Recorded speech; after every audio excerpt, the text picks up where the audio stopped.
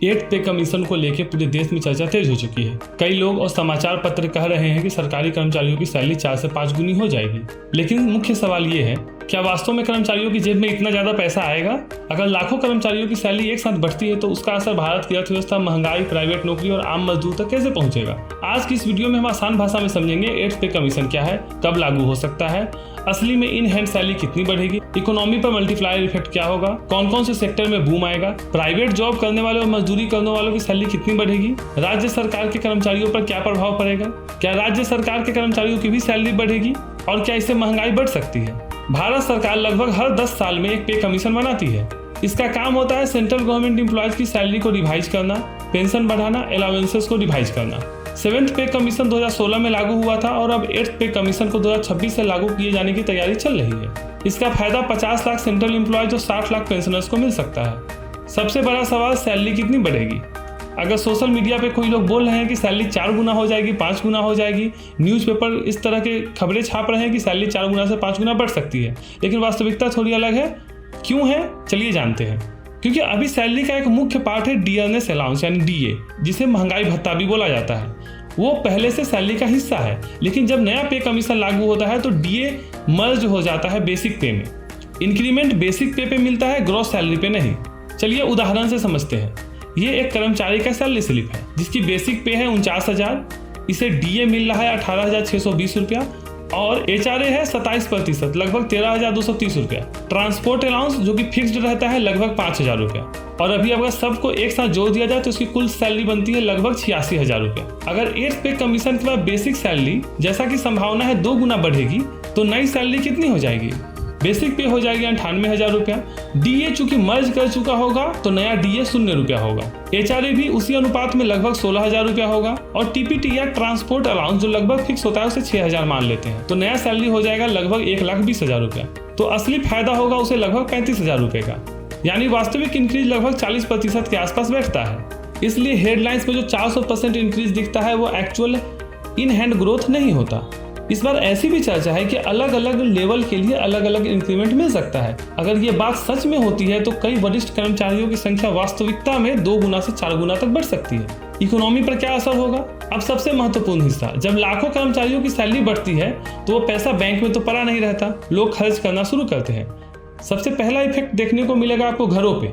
कोई व्यक्ति नया घर खरीद रहा है, उसके बाद कोई बाइक, कार, मोबाइल या फिर फर्नीचर खरीदेगा, यानी बाजार में डिमांड बढ़ेगी। इसे ही इकोनॉमिस्ट कहते हैं मल्टीप्लायर इफेक्ट। एक कर्मचारी की बढ़ी हुई सैलरी कई दूसरे लोगों के लिए इनकम का स्रोत बन जाती है। किन इंडस्ट्रीज में सबसे ज्यादा बूम आ सकता है?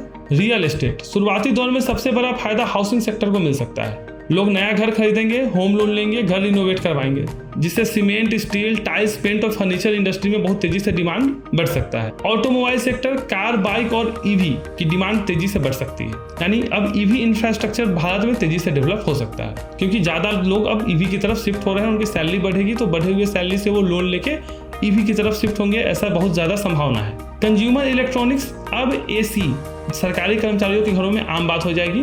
जो छोटे लेवल के कर्मचारी भी होते हैं, क्लर्क लेवल की, वो भी अब एसी यूज करेंगे। ये मैं भविष्यवाणी कर रहा हूँ, आप लोग इसे फील कर दीजिएगा। टीवी, एसी, रेफ्रिजरेटर और स्मार्टफोन जैसे चीजों की डिमांड बहुत तेजी से बढ़ेगी। और तो और लोग ज्यादा ट्रैवल करेंगे, जिससे हॉस्पिटलिटी सेक्टर जैसे कि होटल, रेस्टोरेंट, गेस्ट हाउस, इस सेक्टर में अच्छी ग्रोथ देखने को मिल सकती है। बैंकिंग सेक्टर का इन सब पे एक इनडायरेक्ट इफेक्ट पड़ेगा। होम लोन, पर्सनल लोन और व्हीकल लोन बहुत तेजी से बढ़ेंगे। अब देखते हैं कि प्राइवेट एम्प्लॉय जो उनकी सैलरी पे क्या असर होगा। जब गवर्नमेंट एम्प्लॉयज की सैलरी बढ़ती है तो प्राइवेट सेक्टर पर भी प्रेशर आता है क्योंकि स्किल्ड एम्प्लॉयज कंपेयर करना शुरू करते हैं और कई प्राइवेट कंपनीज के ऊपर सैलरी बढ़ाने का भी दबाव पड़ता है। अब देखते हैं कि मजदूरों पे इसका क्या असर होगा। अगर इकोनॉमी में स्पेंडिंग बढ़ती है तो कंस्ट्रक्शन और सर्विस सेक्टर दोनों में काम बढ़ता है और इससे राजमिस्त्री, painter, electrician, driver, delivery workers, इन सब की डिमांड बढ़ती है और अल्टीमेटली ये जाके मजदूरों की सप्लाई को कम करता है, जिससे मजदूरी बढ़ती है। अब जब सेंट्रल गवर्नमेंट, प्राइवेट एम्प्लॉयज और डेली वेजर यानी कि मजदूरों के भी वेजेस बढ़ जाएंगे तो इसका एक इफेक्ट आता है स्टेट गवर्नमेंट पे। उसके बाद स्टेट गवर्नमेंट के कर्मचारी दबाव बनाते हैं स्टेट गवर्नमेंट पे अपनी सैलरी बढ़ाने के लिए। इससे स्टेट गवर्नमेंट को सैलरी रिवाइज करनी पड़ती है, डीए बढ़ाना पड़ता है और पेंशन बर्डन भी बढ़ता है। इसका असर पूरे सिस्टम पर पड़ता है। लेकिन चुनाव जीतने के लिए राज्य सरकारों ने जितना मुफ्त की सामान बांटी है उससे राज्यों की वित्तीय स्थिति पहले से ही जर्जर स्थिति में है। ऐसे में राज्य कर्मचारियों की सैलरी बढ़ाना उनके लिए आसान नहीं रहने वाला है। ऐसे में राज्य सरकार और राज्य कर्मियों के बीच संघर्ष का एक नया दौर शुरू हो सकता है। क्या इससे महंगाई बढ़ सकती है? जी हाँ, अगर बाजार में अचानक से बहुत पैसा आता है तो प्रोडक्शन उतनी तेजी से नहीं बढ़ता। और मैंने आपको पहले ही कहा कि इसका इफेक्ट मजदूरों तक पड़ता है और मजदूरों की मजदूरी ऑलरेडी बढ़ाई जा चुकी होती है। तो जब मजदूरों की मजदूरी बढ़ती है तो उससे प्रोडक्ट का प्राइस बढ़ता है और ओवरऑल महंगाई बढ़ता है। यही कारण है कि पे कमीशन लागू करने से पहले सरकार फिस्कल डिफिसिट और इन्फ्लेशन दोनों का ध्यान रखती है। तो कुल मिलाकर 8th पे कमीशन सिर्फ कर्मचारियों की सैलरी बढ़ाने का मामला नहीं है, इससे मजदूरों की मजदूरी भी बढ़ेगी, प्राइवेट सेक्टर एम्प्लॉयज की भी सैलरी बढ़ेगी। इसका इफेक्ट इन्फ्लेशन से लेकर बैंकिंग तक पे देखने को मिलेगा और इससे डिमांड में एक नया दौर शुरू होगा। लेकिन याद रखिए, हेडलाइन सैलरी इंक्रीज और actual in hand salary increase में बहुत फर्क होता है। आपको बहुत सारे शॉर्ट्स, बहुत सारे न्यूज इस तरह से भ्रामक रूप में प्रचार करते हुए दिख जाएंगे कि केंद्र सरकार के कर्मचारियों की सैलरी 3 गुनी से 4 गुनी बढ़ गई है, लेकिन वो वास्तविकता में 40 से 50% ही होती है और बहुत रेयर केस में वरिष्ठ कर्मचारियों के लिए 2 से 3 गुना हो सकती है। अब यह देखना होगा कि सरकार आखिर कौन सा फिटमेंट चुनती है और क्या अलग अलग लेवल के लिए अलग अलग इंक्रीमेंट का दायरा तय करेगी। अगर आपको ये डिटेल एनालिसिस पसंद आया हो तो इस वीडियो को लाइक और शेयर करें, चैनल को सब्सक्राइब करें। धन्यवाद।